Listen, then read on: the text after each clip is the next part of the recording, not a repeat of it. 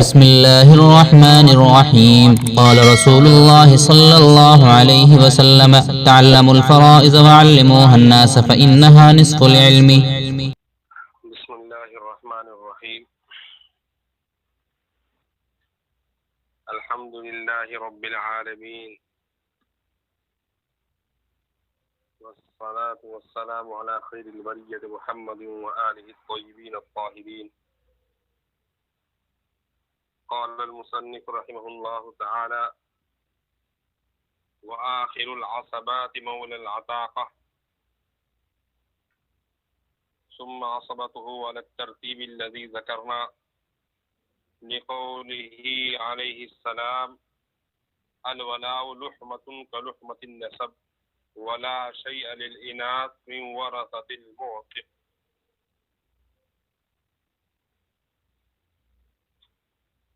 لقوله عليه السلام: ليس للنساء من الولاء إلا ما أعتقن، أو أعتق من أعتقنا، أو كاتبنا، أو كاتب من كاتبنا، أو دبرنا، أو دبر من دبرنا، أو جر ولاء معتقهن، أو معتق معتقهن.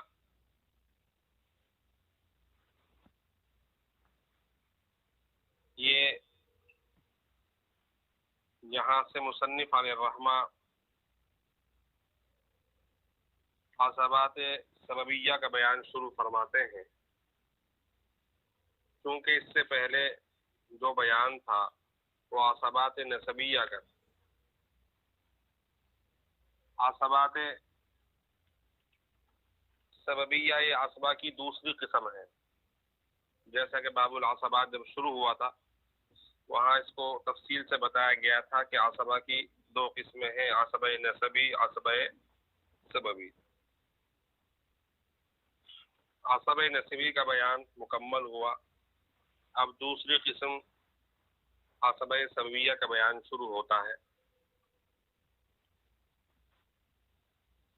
یہاں سے مصنف علیہ الرحمہ نے عصبہ سببی کی وضاحت کرتے ہوئے فرمایا: وآخر العصبات مولی العتاقہ، اور عصبات میں سب سے آخری وارث وہ مولی العتاقہ ہے.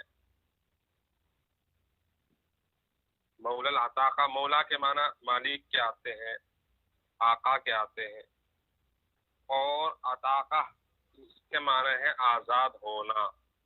تو مولی العتاقہ کا معنی یہ ہوا آزاد کرنے والے کا آقا، آزاد کرنے والا آقا، آزاد کرنے والا آقا. مولی العتاقہ یعنی آزاد کرنے والا. مثلا زید، اس کو جس نے آزاد کیا تھا، تو جو وہ آزاد ہے جس کو معتق کہتے ہیں، تو وہ گویا مولی العتاقہ ہے اس کو. تو اگر زید کا انتقال ہو اور عصبہ نسبیہ میں سے کوئی نہ ہو، تو جو اس کا عصبہ بنے گا وہ مولی العتاقہ یعنی اس کا آزاد کرنے والا آقا، یعنی معتق جس نے اس کو آزاد کیا تھا، تو وہ اس کا عصبہ بنے.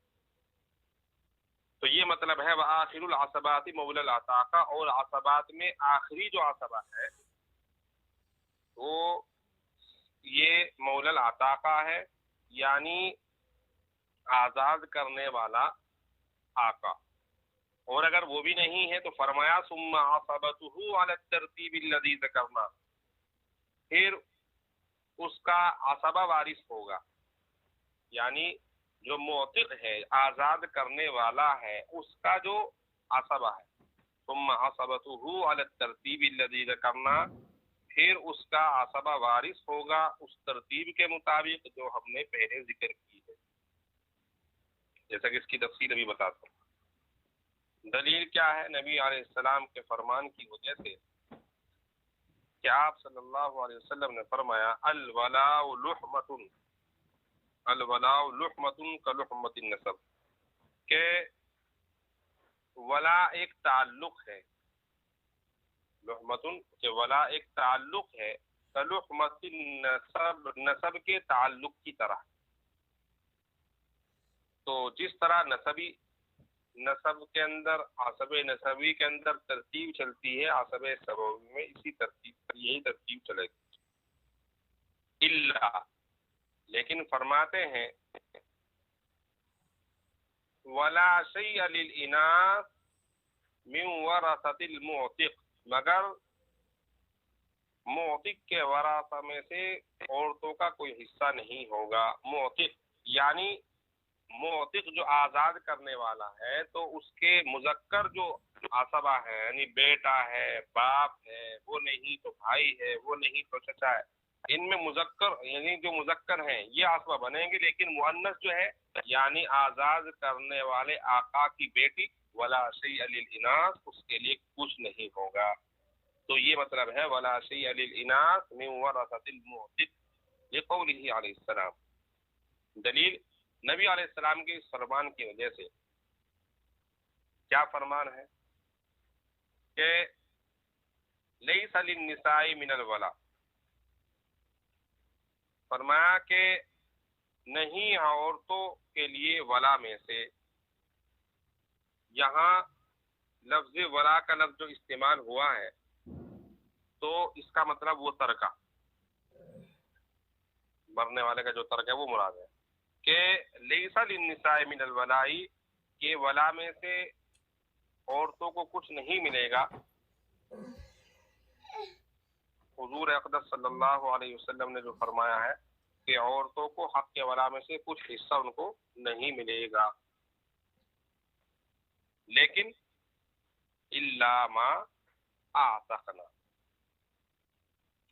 مگر جس غلام کو عورتوں نے خود آزاد کیا، یعنی آزاد کرنے والی خود عورتیں ہوں. الا ما اعتقنا، مگر یہ کہ عورتوں نے اس غلام کو خود آزاد کیا.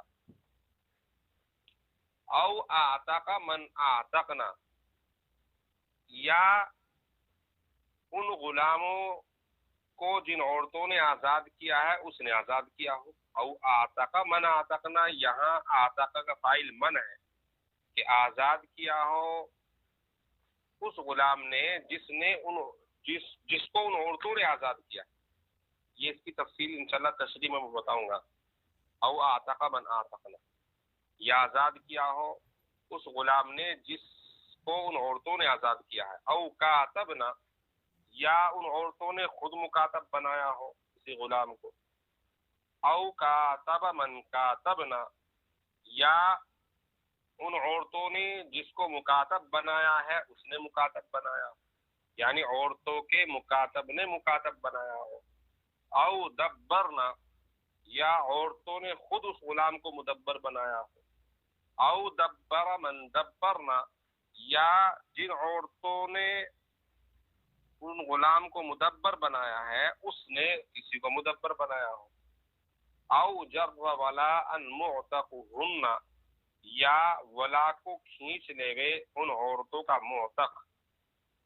او معتقهن، یا ان عورتوں کا معتق، ان عورتوں کے غلام کا غلام، اس نے ولا کو کھینچ لیا.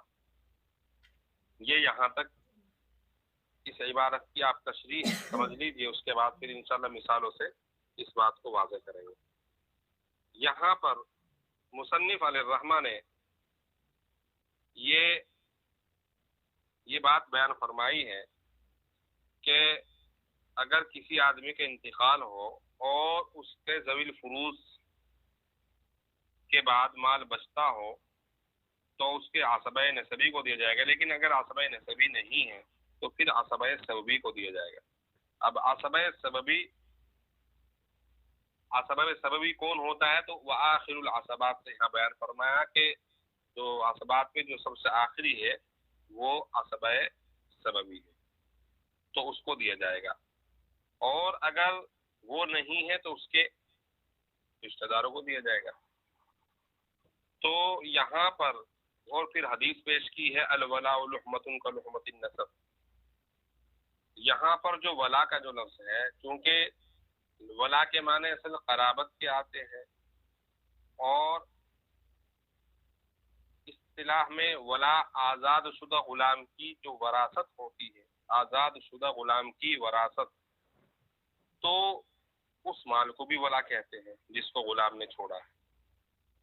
اور یہ ولا وراثت کا سبب اس لیے ہوتا ہے چونکہ یہ ایک تعلق ہے، بھئی جس غلام کو کسی نے آزاد کیا ہے تو اس نے اس کے اوپر ایک احسان کیا،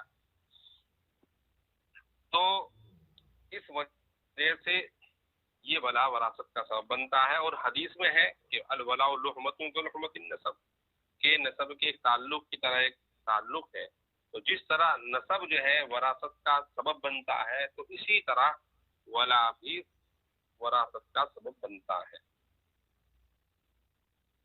اور اس کی مزید تشریح اگر آپ یہ کریں کہ جس طرح باپ بیٹے کی حیات اور اس کے وجود کا سبب بنتا ہے، خالق تو اللہ تبارک و تعالی ہے، لیکن باپ اس کے اپنے بیٹے کی حیات اور اس کے وجود کا سبب بنتا ہے، اسی وجہ سے شریعت نے باپ کو بیٹے کی وراثت کا مستحق قرار دیا ہے۔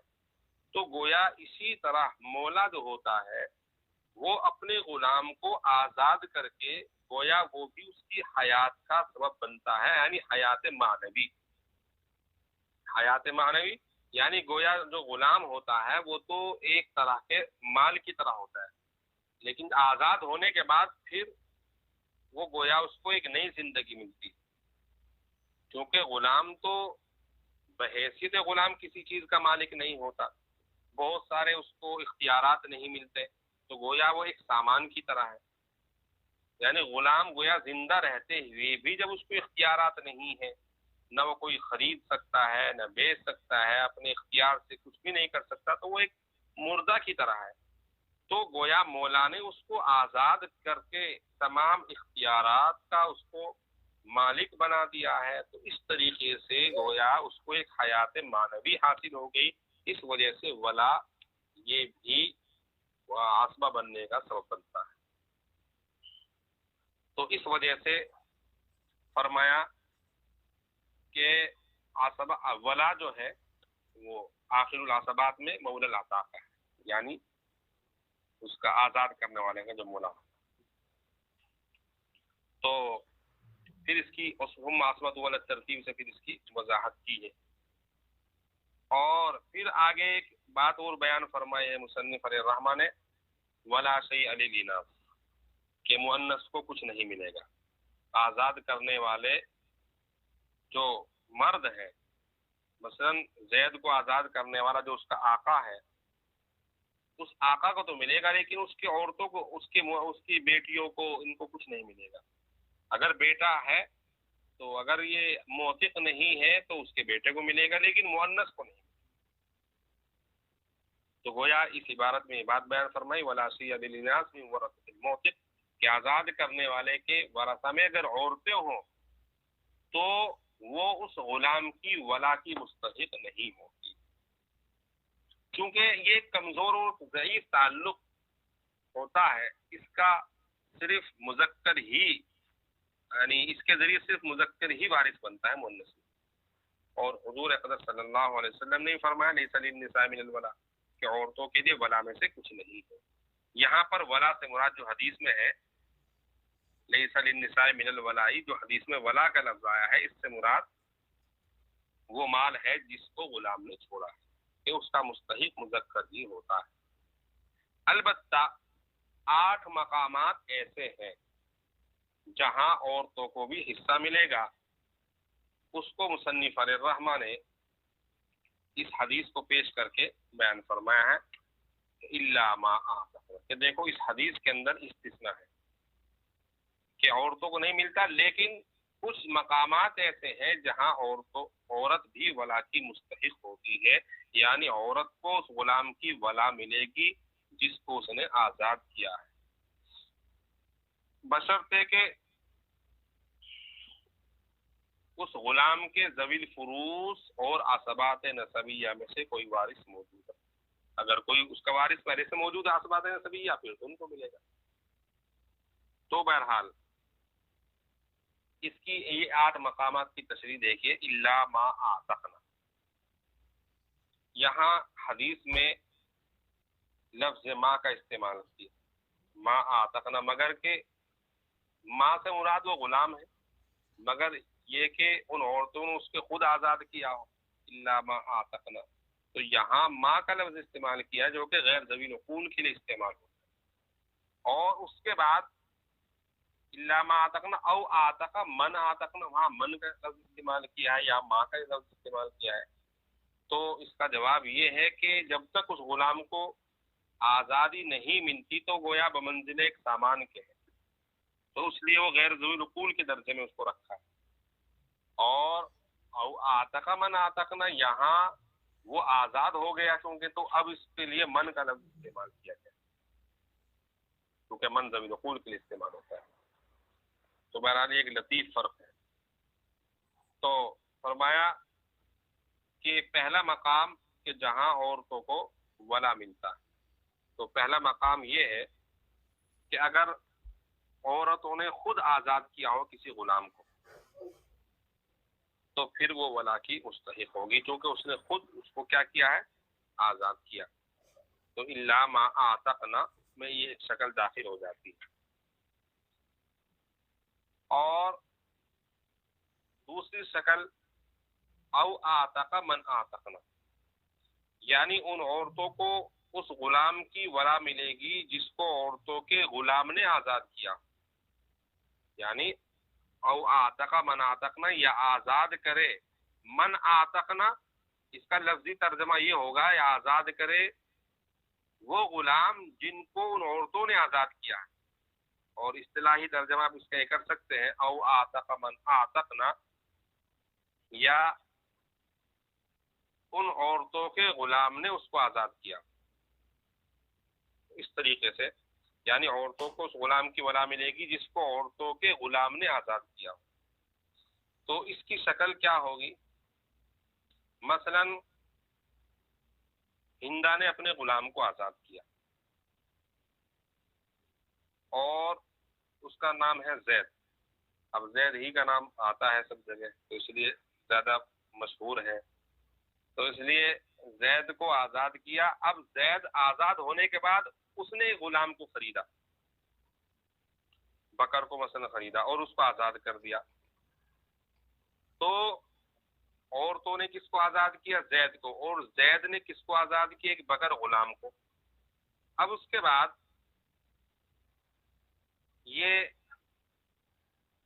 زید کا انتقال ہوتا ہے اور اس کے بعد اس کا بکر یعنی اس کے غلام کا انتقال ہوتا ہے، بکر کا. اور بکر کا ذوی الفروض اور عصبہ نسبیہ میں سے کوئی وارث نہیں ہے. تو ایسی صورت میں اس کا ولا ملنا چاہیے تھا کس کو؟ زید کو ملنا چاہیے، لیکن زید موجود نہیں ہے. تو اب زید کی جو معتقہ ہیں آزاد کرنے والی اس کو ملے گا. اور آتق من آتقنا کا مطلب یہ ہوا کہ عورتوں کے غلام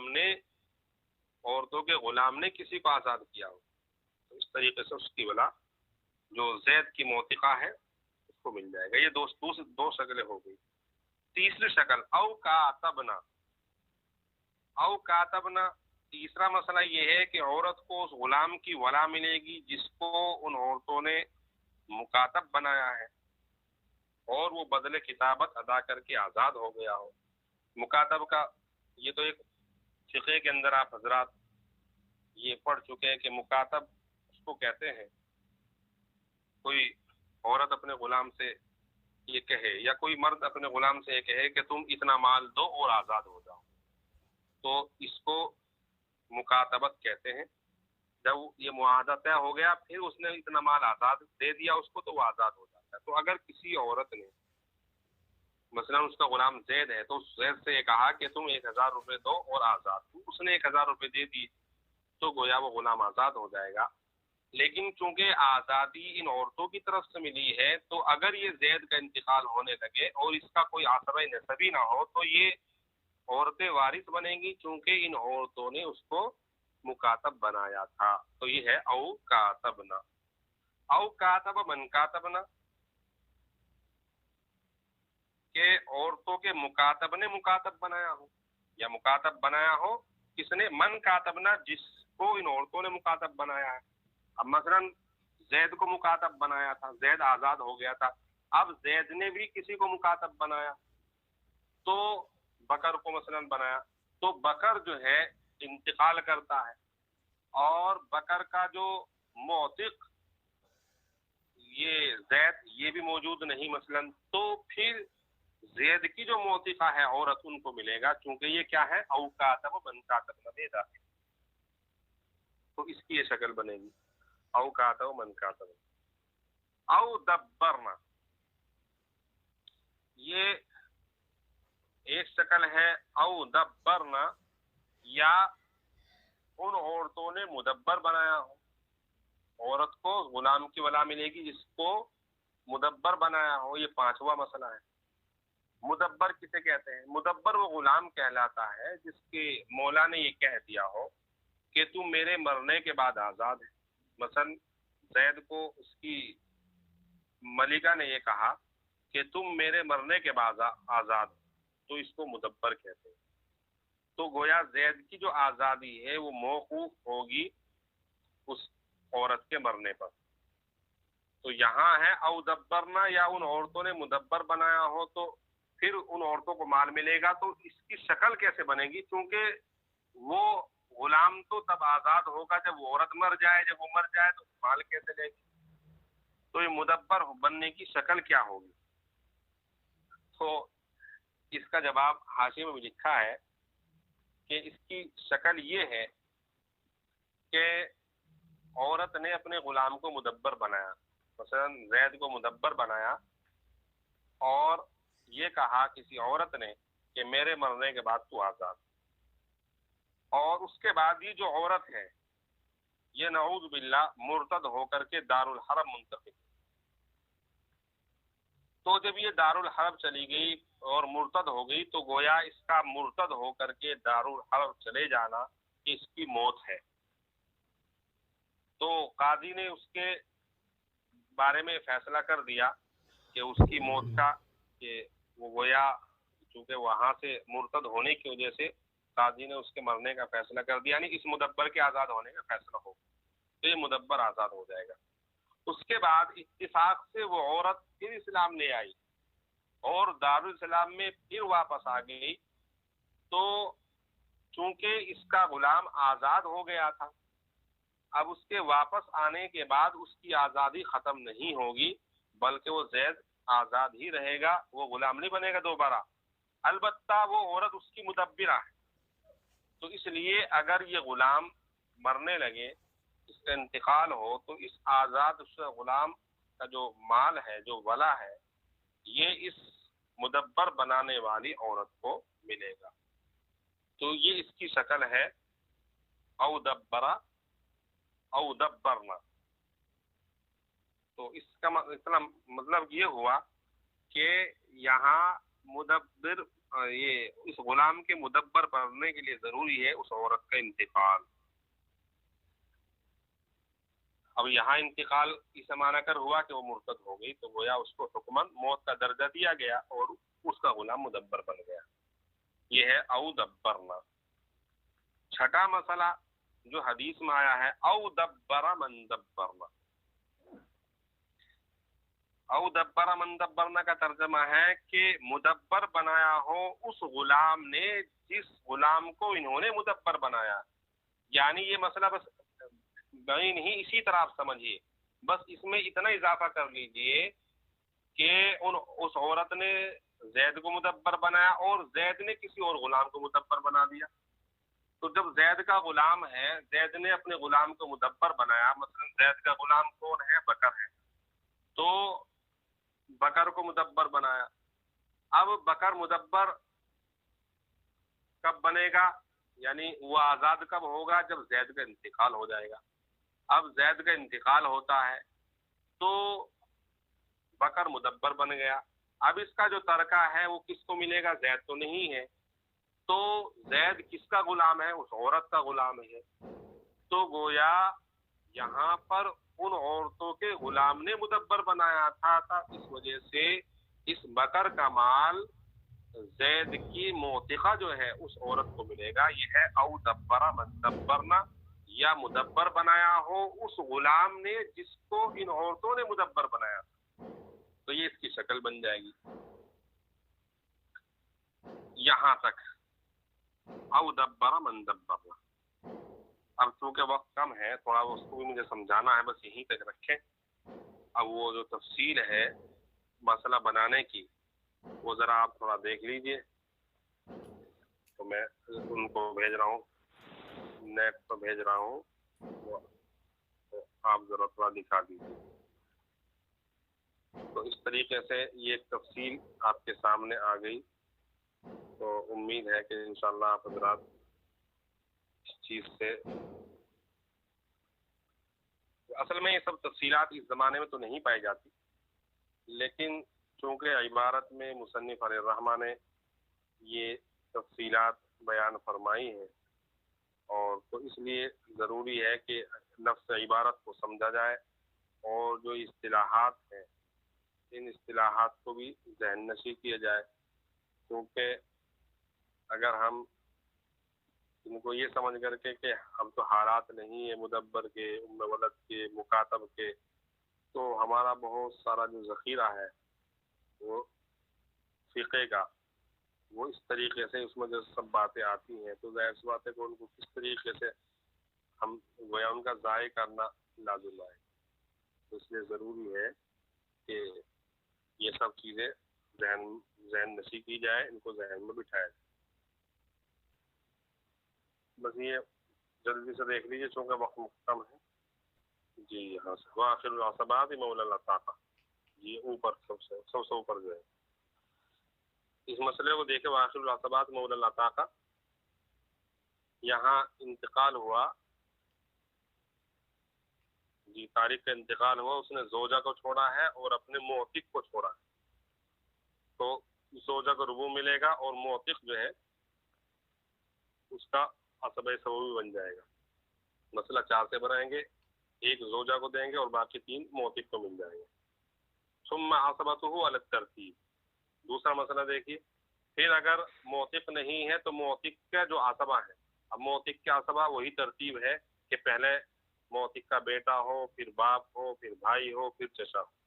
تو یہاں دوسرے مسئلے میں اس کا انتقال ہوا، طارق کا زوجہ کو چھوڑا ہے، ابن المعتق چھوڑا، یعنی معتق کا بیٹا، آزاد کرنے والے کا بیٹا.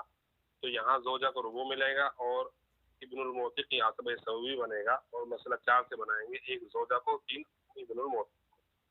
پھر اس کے بعد نیچے والے مسئلے میں یہ ابو المعتق، یعنی یہ ترتیب کو سمجھا ہے کہ پہلے بیٹا، اس کے بعد یہاں زید کو چھوڑا، یہ زوجہ کو چھوڑا ہے، اور ابو المعتق، معتق کا باپ. تو یہ بھی عصبہ سببی بنے گا، اور مسئلہ 4 سے بنائیں گے، ایک زوجہ کو اور 3 عصبہ سببی کو.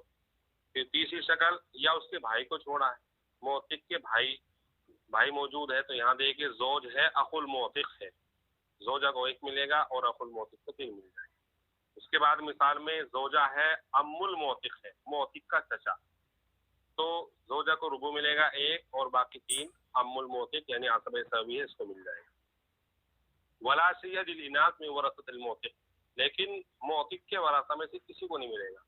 جو آزاد کرنے والا جو ہے اس کے ورثہ میں جو مؤنث ہے ان کا کوئی حصہ نہیں. مثال کے طور سے یہاں دیکھیے، زوجہ ہے، بنت المعتق ہے، ابن المعتق، تو یہ طارق جو ہے غلام، اس کا انتقال ہوا، اس نے زوجہ کو چھوڑا، تو زوجہ کو ربو ملے گا، اور بنت المعتق جو ہے اس کو نہیں ملے گا، یہ چونکہ مؤنث ہے. اور اصول یہ ہے کہ ولا شیء للاناث من ورثۃ المعتق، تو نیچے لکھا ہے لا ترث لکونھا من النساء، یہ وارث نہیں بنے گی چونکہ عورتوں میں سے. اور ابن المعتق جو ہے یہ عصبہ بن جائے گا. تو یہاں مسئلہ 4 سے بنائیں گے، ایک زوجہ کو اور ابن المعتق کو 3. عورتوں کو کیوں نہیں ملے گا؟ پھر نیچے حدیث میں ہے، لقول علیہ السلام لیس للنساء من الولاء الا ما اعتقن.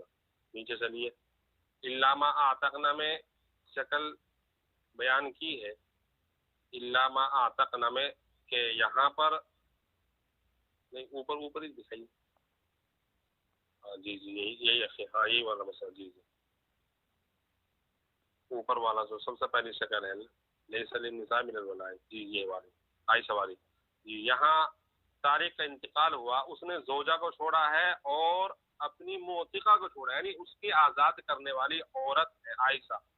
تو یہاں پر اس عورت کو ملے گا چونکہ یہاں یہ خود آزاد کرنے والی ہے تو مسئلہ 4 سے بنائیں گے. ایک زوجہ کو مل جائے گا اور باقی 3 جو ہے موتقہ کو ملیں گے عائشہ کو کیونکہ یہ اس کی عصبہ ثوبی ہے.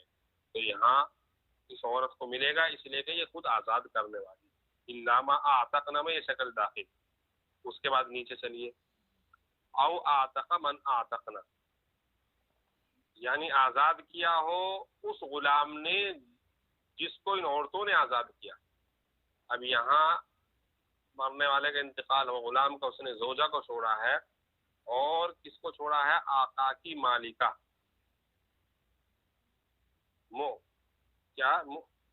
معتقۃ المعتق. تو آقا کی مالکہ یعنی آتقنا آتق من آتقنا کہ آزاد کرنے والا جو ہے اس کو آزاد کیا ہو کسی عورت نے تو گویا آقا کی مالکہ ہوئی. تو آقا کی مالکہ ہے تو یہاں پر آقا کو ملتا لیکن آقا تو نہیں ہے تو اس کی مالکہ کو ملے گا. تو اس طریقے سے یہاں پر یہ معتقہ ہے اور یہ اس کا جو معتقۃ المعتق اس کو عربی میں کہیں گے معتقۃ المعتق یعنی آقا کی مالکہ. تو یہ عصبہ ثوبی بنے گی اور 3 اس کو مل جائے گی. نیچے او کاتبنا یا کہ مکاتب بنایا ہو یہاں پر زوجہ ہے خالد کا انتقال ہوا ایک تاریخ کا اس نے زوجہ کو چھوڑا ہے اور اپنی مکاتبہ یعنی عائشہ کو چھوڑا ہے. تو یہاں مسئلہ اسی طرح بنائیں گے ربع 1 اس کو مل جائے گا اور 3 اس کو مکاتبہ کو مل جائے گا. او کاتب من کاتبنا صاحب 1 منٹ باقی یا اچھا بس ٹھیک ہے تو یہیں تک ہی رکھیں او کاتبنا تک. اس کے بعد انشاءاللہ باقی کل ہوگا. یہ تھوڑا سبق جو ہے ضروری ہے کہ اس میں تھوڑا سا وقت لگائے ذرا مشکل ہے سبق آج کا. ٹھیک ہے بہتر ہے انشاءاللہ. جزاکم اللہ.